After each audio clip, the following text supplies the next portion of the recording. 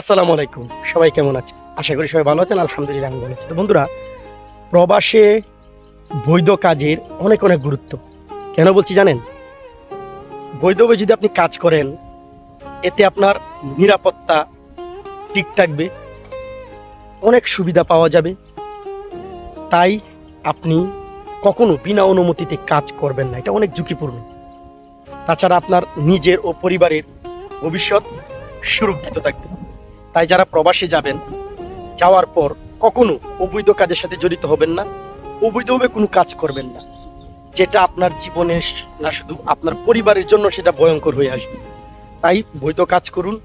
কোথায় কাজ করতেছেন, কোন জায়গায় কাজ করতেছেন, কি কাজটি করতেছেন, তাছাড়া সব থেকে বড় যে জিনিসটা সেটা হলো আপনার ভিসাটা ঠিক আছে কিনা, আপনার আইডিটা ঠিক আছে কিনা, আকামাটা ঠিক আছে কিনা, এগুলো আপনি মাথায় রাখবেন।